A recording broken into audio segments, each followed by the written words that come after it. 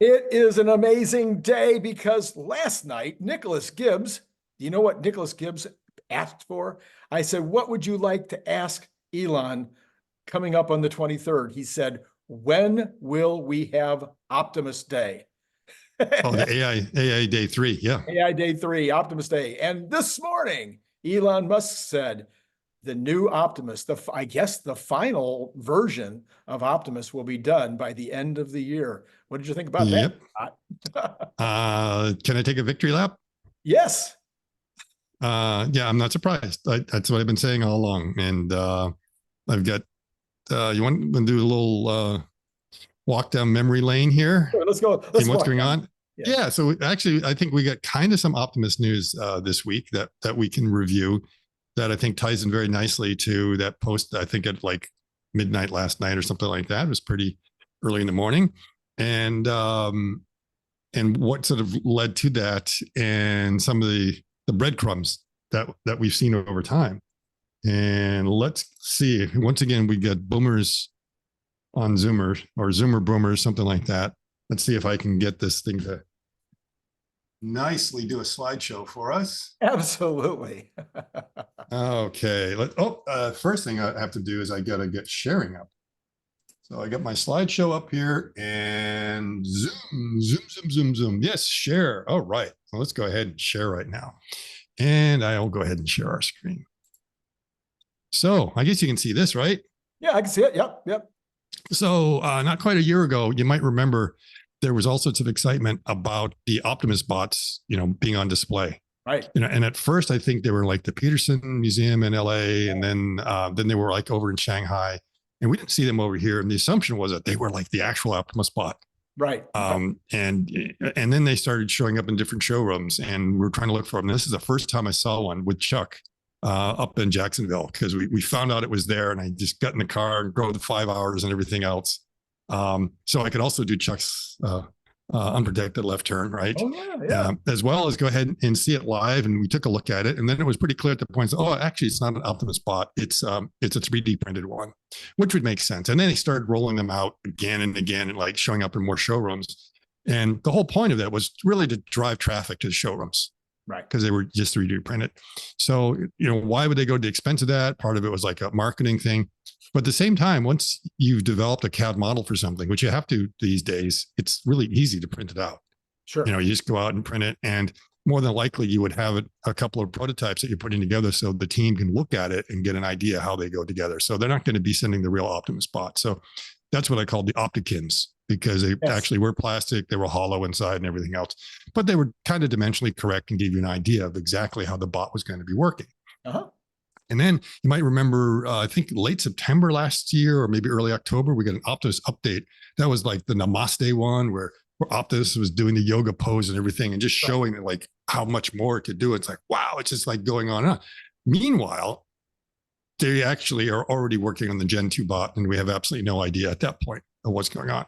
And if the other thing you might remember is that Elon then stopped having these AI days, because when this Optimus bot showed up over in Shanghai, there were lots of people with their Apple phones that could do these 3D scans and were reverse engineering it. And there was like one Chinese company that came up with a total ripoff of the Gen 1 Optimus bot. I mean, it was like dimensionally everything is the same, like no originality, no new thought, nothing in there, just like different color schemes. Like, oh, okay, you can get a blue one, you can get a green one. It's like, okay, but where's the originality? Right. So that was clearly going on, and that there's going to be a certain amount of copying and corporate espionage and everything else going on when you put these things out in public. So you have to be a little bit careful.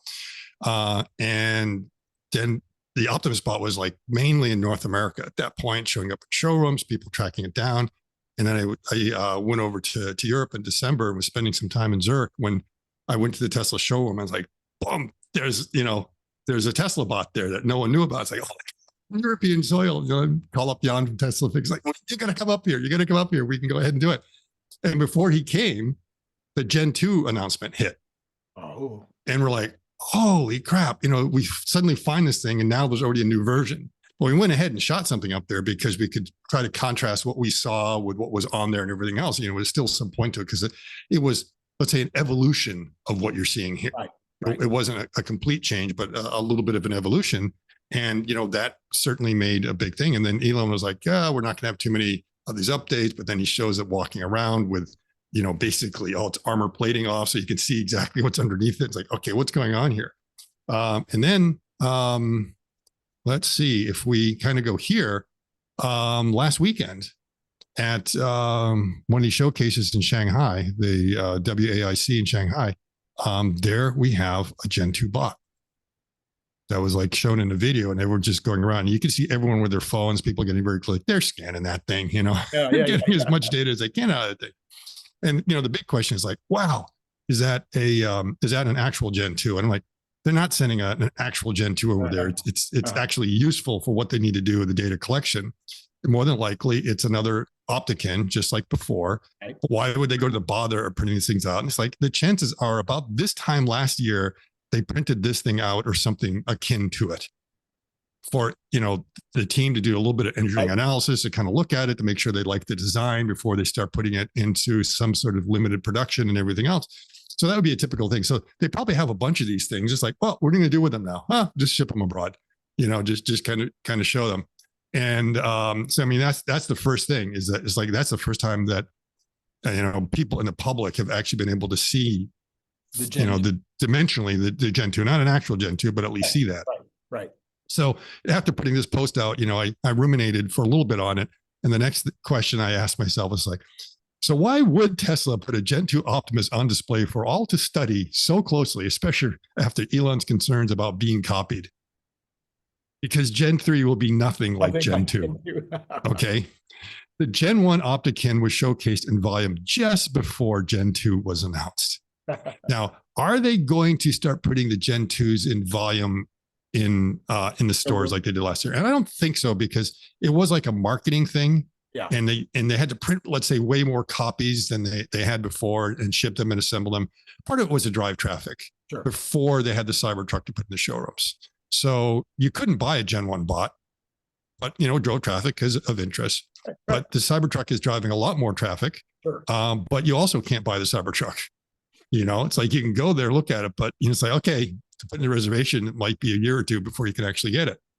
There's driving traffic there to get people to buy, S's and X's and Y's and 3s, right? Yep. That's what it's about. So if they do that, and right now they may not, because they're penny pinching a little bit. So I'm not sure they're going to go to the expense of doing that.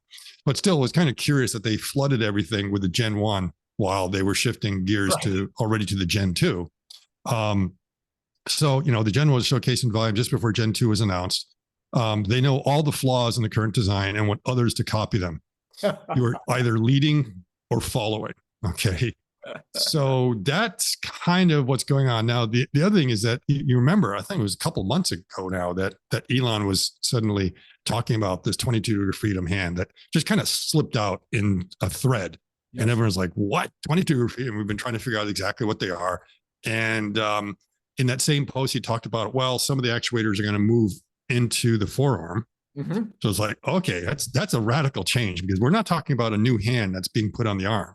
We're talking about a whole new lower arm. We're talking about an integrated system, which is what I want to see. I don't want to see snap-ons. I don't want to see arm plus hand. No, I want to see the whole thing integrated together as one mechanical unit, as one unit that's controlled by the AI, because everything is integrated together. That's really what you want to do. And so that was like a hint from Elon that, hey, there's a lot more coming on there. The question is exactly what those degrees of freedom are, what they're going to look like. It was pretty easy to guess. It's like, oh, you're going from having 2 knuckles to 3 knuckles, like a real human hand. I suspect the lengths of the fingers are going to change, because right now the fingers all have the same length. They're just displaced a little bit differently.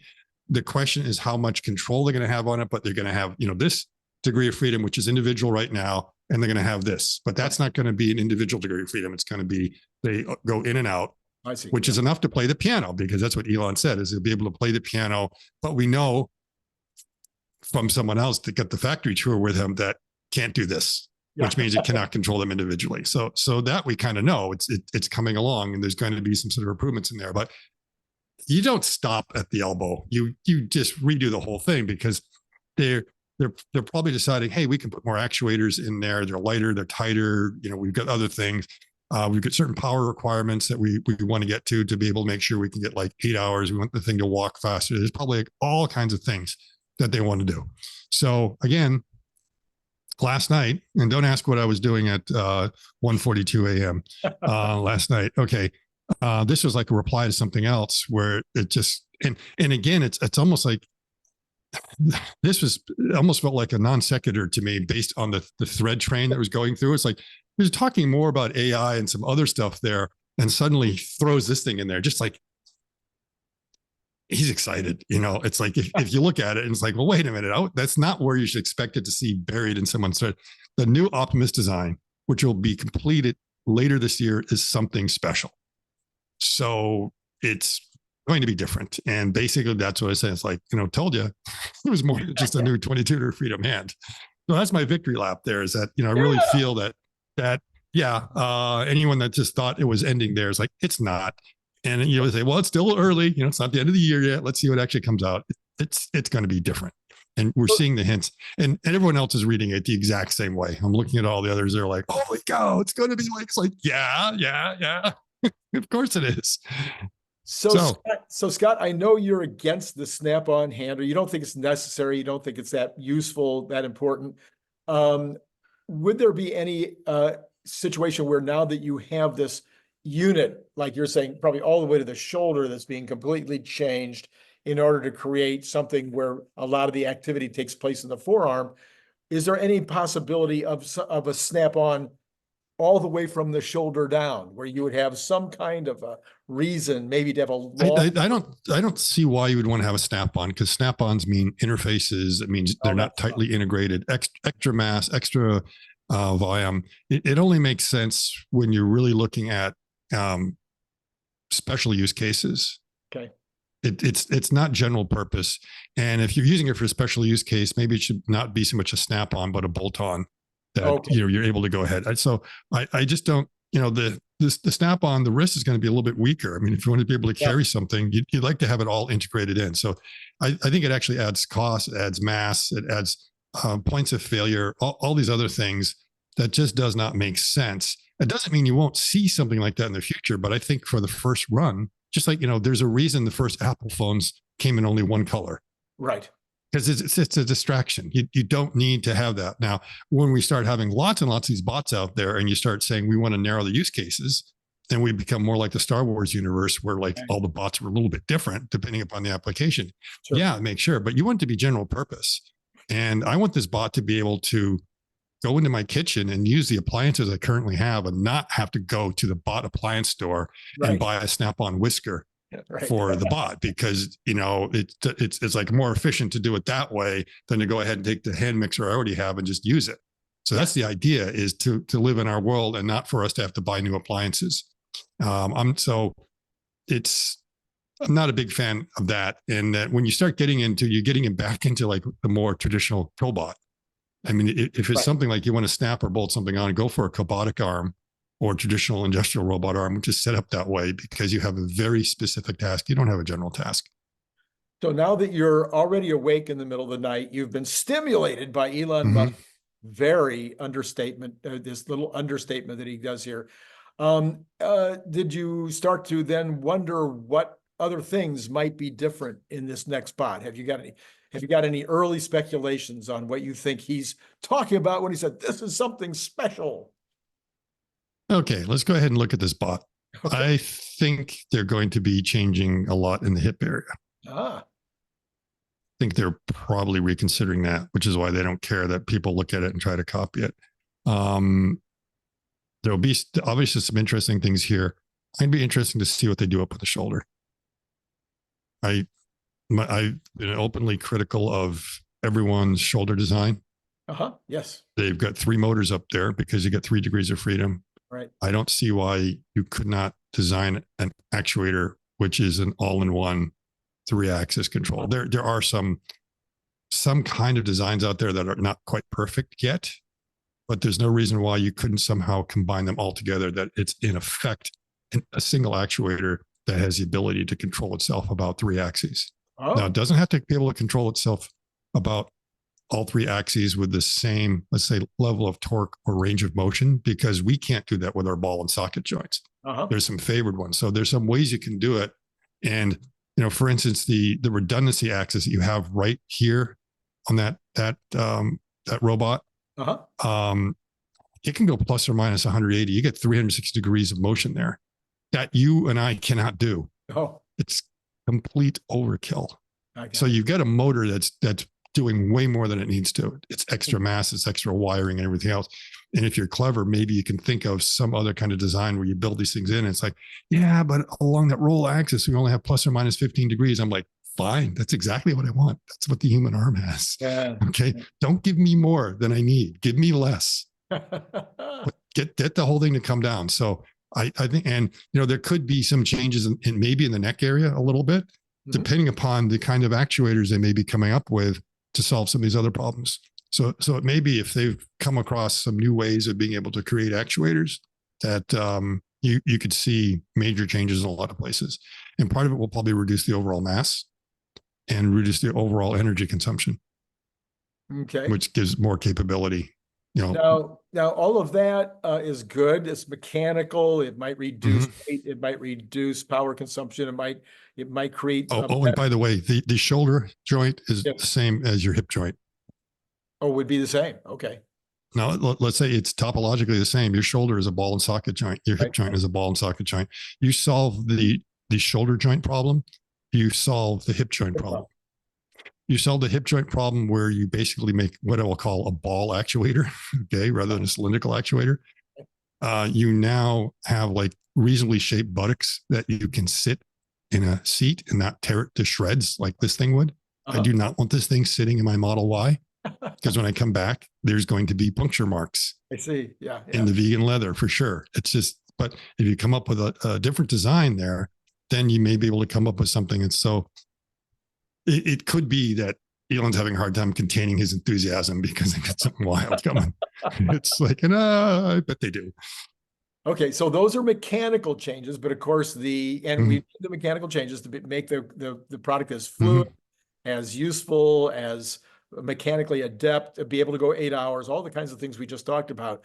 But the big breakthroughs would necessarily be on the side of the how smooth and useful it is, whether it can do it faster, because I think that I have already agreed that in order for this to really catch the attention of the world, it needs to work at human speed. Not because it needs to work at human speed in the factory, it wouldn't necessarily have to, but to catch the attention of the world, it needs to. And then, my problem, I'm still waiting for that sassy voice. Yeah. So something like that will be coming. Part of how you're going to go down to is like, well, you get the hardware, it's still a software problem, and it is with the AI. And part of the reason why these bots have been designed the way they are is that if you take a heuristic approach, you need to simplify it where you understand the normal control theory and everything else that's going on. If you want to start adding more actuators in there and making it behave more like the human body, and there's a company in Poland called Clone Robotics that is doing some very interesting hands and stuff that look like the human hand and all that, because they're using lots and lots of tendon drives to be able to do that, because they're working on breakthroughs on the actuation, because you don't have a single muscle. Your muscle is made up of lots and lots of different fibers that are able to do all those things. And if you're able to duplicate something like that, you become very close to the human body. Yeah. The problem is, how do you control something like that? It's like, you don't control it heuristically. That's the answer. You do machine learning. Okay. Right. So that means if you've come up with like a completely new actuation strategy that's going to require some very complicated algorithms to control it, that's beyond what you can do typically with heuristics, enter AI. And the other thing is that everyone's sort of talking about almost like no longer an acceleration, but a decrease in the rate of acceleration, or also softening in the improvements that's happening in AI, whether it's like, well, and part of it is because the amount of compute that has to be thrown in that space. This is why we haven't seen any big breakthroughs, because a big breakthrough is going to come with like you scaling up 10 times, which means throwing 10 times more money. And it's one thing to start saying, I'm willing to throw a couple $100 billion. But when you start talking about, I'm willing to throw a couple $100 trillion at the problem, then people start getting a bit squeamish. This is a much more controlled problem. It doesn't mean it has to get in the house. Maybe to get in the house, we're going to need like all sorts of super AI compute and stuff like that. But to get this working effectively in a factory to do a lot of things we want, it's a much more manageable problem. And you may see the breakthroughs here in AI embodiment a lot quicker than you will in other places. And it won't be that clever, intelligent, conscious robot, but it'll be a robot that will be about as, like FSD, uncannily good, able to do a lot of things. Right. And probably will have a language interface to do a little bit, but they can really keep it in, a pretty good sandbox and not worry about what happens if I bring it into the home. Sure. And the thing is, we know once it goes in the factory, it's got incredible value right away. Right. And yes, there's going to be value outside the factory and all sorts of other things, but you start where you can get the solution to get traction much sooner. And that's the place. And that's where everyone's focusing. So that's why I've always been more bullish on the idea of the humanoid bot and this embodiment of AI, making bigger breakthroughs and, let's say, actually generating more money or saving more money, as opposed to what everyone's hoping with these, general artificial intelligence and the arguments of whether that's going to happen this year or next year or in a decade or something like that. I'm like, to me, that's a distraction. There are, it really comes down to what are the use cases for AI, and this is clearly one of them. So if we have design complete later this year, and later this year could be tomorrow, it could be next quarter, it could be in the fourth quarter, but later this year we have design complete. We know that they've already hired the staff to create the line to make these. Does that mean that if we're design complete, we might actually be seeing some production? Oh yeah, that's what I think, and that's what it sounds like from what Elon is saying, is that by the middle of next year they'll have at least 1,000 already operating in the Tesla factories, and then he also said, or maybe a few thousand. So to do that, you need to have some sort of production. What I think is going on with the design is that they've probably come up with maybe a few breakthroughs on the actuators, and they've got those going. It's like, okay, now that we've got this really new cool actuator, how do we actually integrate it into the bot?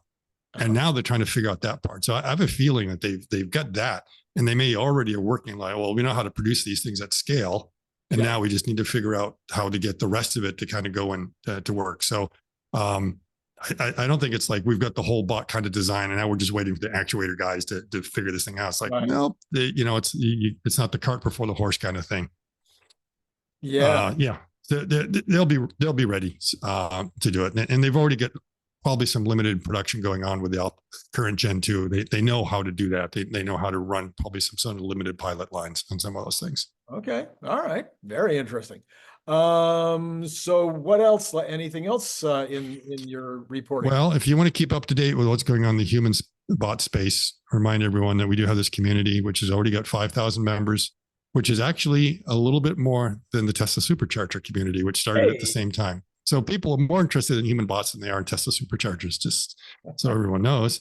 And then finally, in your backyard, Randy. Yes. Is the X takeover at the end of the month. Yeah, in my backyard. Now I'm absolutely obliged because I've been invited to be a panelist there.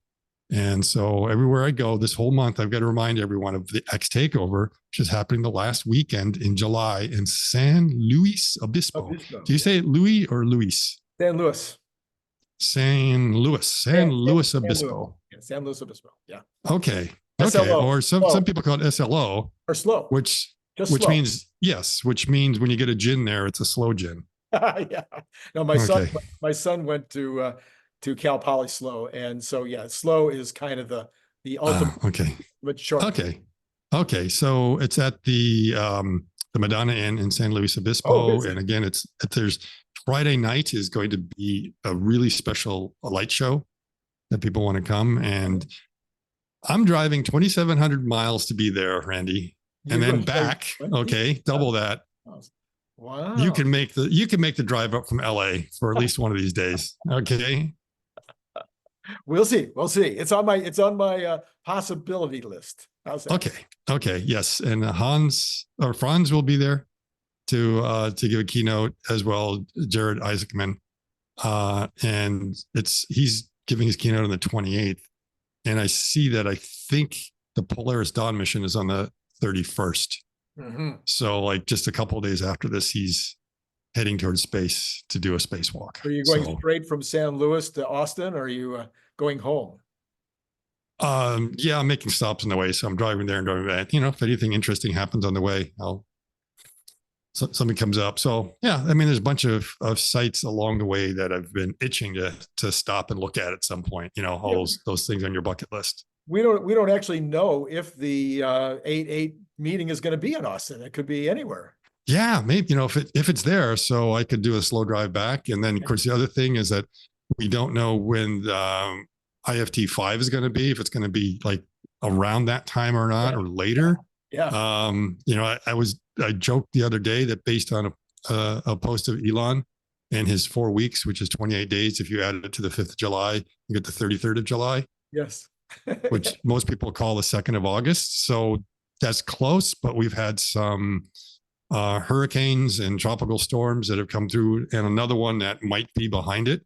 Yeah. So and they had to stop things for a couple of days because, they had like either the world's largest or one of the world's largest cranes there, and they had to bring it down to ground, so they could not continue work on a lot of things. So there's going to probably be some potential weather delays, maybe some engineering delays and everything else. We're hopeful. That would be nice. I'd love it to be on my way home. So I don't have to do that drive again in September or something, but we'll see. Well, you could drive to you could drive through Austin on the way and catch the earnings meeting, the earnings call on the 23rd. Yeah, but there's nothing to do there. I mean, that's just a call. It's not really. I will be stopping in Austin on the way, but for a completely different reason. I see. Okay. All right. Yes. Okay. So you're having it sounds like you're going to have a fun summer. Yeah. In a lot of the places you're going to be, they're going to be hot. San Luis Obispo should be quite pleasant. That's what I understand. I've been actually told I should bring a sweater just in case. Sometimes the evenings can be chilly. Yes, that's true. Yes, just in case, especially for Florida boys. You get there and go, oh my goodness, it's like, it's 70 days. I need to get on a sweater. When I lived in West LA, I put on a sunroom on the back of my home because you cannot be outdoors a lot of summer nights. Yeah. It's too chilly. Yep. All right. Well, anything else on your agenda today? That's it. That's plenty. Are you kidding me? This is huge. It's huge news, and it should be impacting the stock. The stock should be going through the roof. Yeah. And I suspect that note by Adam Jonas may have done something to kind of wake everyone up and to realize what's going on. Well, we have gone through 265 again. Even as we speak, we are at 265.26 and going up. So maybe we're on the way to 300. Who knows now that we've broken 265 again. Yeah. I mean, I don't play that prediction game on that. It's just everyone has their theories with it. It seems that, wow, to me, it's not like, why is it up? It's like, why is it so low? Yeah. Right. Why was it down? I mean, that's the whole thing. It's basically, I think all it's doing is coming back to where it should have been. Right. It was beaten down too much. And what I hope is that on the rebound, you don't like overshoot. It's like, yes, I'd love to see it over 300, but let's not get ahead of our skis here. Let's kind of get things to settle down, get good volumes, get all the non-believers out, get the people who really, believe in the long-term to be in there, stabilize the whole thing, and then start that slow ascent to the summit. Right. Yeah. That's, and that's what, the 8/8 event and some other things will kind of do. I know there'll be catalysts like people like to see, but let's wait and see. Again, not investment advice. I have no idea. I don't have like this rigorous model where you go through, and it's as interesting as like all the technical analyst stuff kind of is. It seems like more or less like Monday quarterbacking, it's like, no. Now that it's done this, let's go back and analyze it. Oh, look at this, look at these lines here. See, we were able to, it's like, yeah, after the fact, but before no one has enough confidence to really say where it is. So now, come on, do your own research. Yeah. I think some of us actually do make some scary predictions and then we get called on it for being wrong. I mean, which is why I won't play that game. And it's just, that seemed like it was oversold, and that's it. All right, Scott, listen, great news, great fun. Looking forward to what we can learn in the next few weeks. Maybe there will be an announcement, maybe at the 23rd, maybe they'll announce an upcoming Optimus Day. I would think, at that point, they need to at least say where 8/8 is going to be. Yeah. So on the 23rd, we'll know where 8/8 is. And then really before that, you need 3 weeks. Supposed to Right, be for right. 3 weeks. But I would say the AI Day 3 won't be till the end of the year. Yeah, that'd be fun. Or maybe not till the beginning of next year when the Optimus 3 is kind of ready and there's really something to show off. Right. So probably not until then, unless they, need to recruit, because remember, it's supposed to be a recruiting event. Yes, that's right. Yes, supposedly. Mhm. All right, Scott, thanks again. It's been great. You're welcome, Randy. Yes, and for all of you out there, as usual, it has been great talking to you.